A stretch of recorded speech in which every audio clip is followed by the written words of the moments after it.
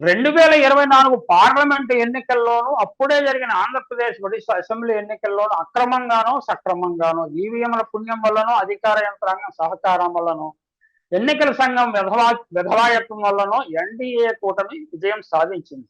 ఆ విజయం ప్రధానంగా బీజేపీది, ప్రధాని నరేంద్ర మోడీది. ఈ ఎన్నికల్లో ఇండియా కూటమి ఓటమి పాలైనా తమ శక్తియుక్తులు ఏమిటో ఇండియా కూటమిలోని పార్టీలు గుర్తించాయి.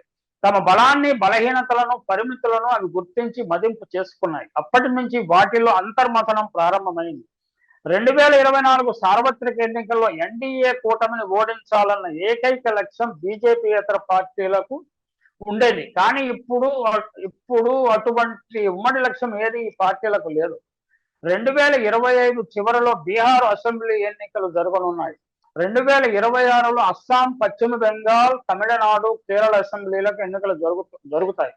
ఈ రాష్ట్రాల్లో ఇండియా కూటమి పార్టీల్లో ఉన్న వైరుధ్యాల వల్ల ఇండియా కూటమి కలిసిమెలిసి ఉండటం చాలా చాలా కష్టంగా కనిపిస్తున్నది. ఈ వైరుధ్యాల వల్ల బీజేపీ బలపడే అవకాశాలు కూడా కనిపిస్తున్నాయి.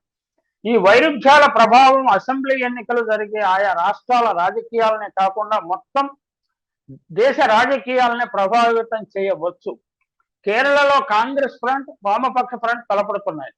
పశ్చిమ బెంగాల్లో తృణమూల్ కాంగ్రెస్, వామపక్షాలు తలపడతాయి. తమిళనాడులో కాంగ్రెస్, వామపక్షాలు అధికారంలో ఉన్న డిఎంకే పార్టీతో కలిసిమెలిసి సాగుతున్నాయి. పశ్చిమ బెంగాల్లో తుడిచిపెట్టుకుపోయిన వామపక్షాలు కేరళలో విజయం సాధించడానికి సర్వశక్తులు ఒడ్డుతాయి. కేరళలో వామపక్షాలతో తలపడుతున్న కాంగ్రెస్ పశ్చిమ బెంగాల్లో వామపక్షాలతో కలిసి తృణమూల్ మీద దాడి చేయవచ్చు. కేరళ, పశ్చిమ బెంగాల్ రాష్ట్రాల్లో శత్రు శిబిరాల్లో ఉన్న వామపక్షాలు కాంగ్రెస్, తృణమూల్ కాంగ్రెస్ తో వ్యవహరించే తీరు దేశ రాజకీయాలను ప్రభావితం చేయవచ్చు. ఢిల్లీ ఎన్నికల్లో కత్తులు దూసిన ఆప్ కాంగ్రెస్ పార్టీలు అధికారాన్ని చేజేతుల్లో బీజేపీకి అప్పగించాయి. పంజాబ్ లో అదే జరిగింది. గుజరాత్, గోవాలలో అదే జరిగింది. ఈ చిన్న చిన్న పార్టీలన్నీ కలిసి 2024 పార్లమెంట్ ఎన్నికల్లో బీజేపీని ఓటమి అంచుకు నెట్టగలిగాయి. బలవంతమైన సర్పము సలిచీమల చేత చిక్కి సావధి సుమతి అనే పద్యాన్ని ఈ పార్టీలు గుర్తు తెచ్చాయి. అయితే ఎన్నికలలో ఓటమి అనంతరం ఈ పార్టీలలోని తీవ్ర వైరుధ్యాలు, నాయకుల మహత్వాకాంక్షలు ఒక్కొక్కటి బయటపడుతున్నాయి.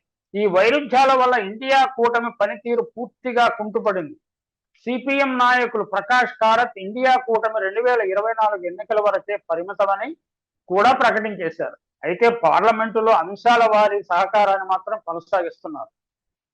ఎన్నికల సంఘం పనితీరులో పారదర్శకత తీసుకురావాలన్నది ఇండియా కూటమి పార్టీలు డిమాండ్ చేస్తున్న తరుణంలోనే బీజేపీ హర్యానా, మహారాష్ట్ర, ఢిల్లీ అసెంబ్లీ ఎన్నికల్లో విజయం సాధించింది.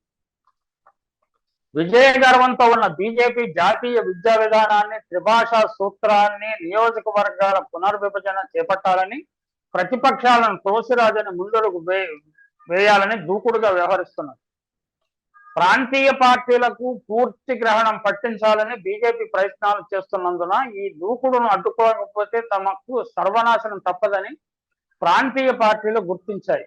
అందువల్ల విద్య, భాష పునర్విభజన వివాదాలను సాకుగా తీసుకుని అస్తిత్వ రాజకీయాలకు తెరతీయాలని ప్రాంతీయ పార్టీలు వ్యూహాత్మకంగా అడుగులు వేస్తున్నాయి.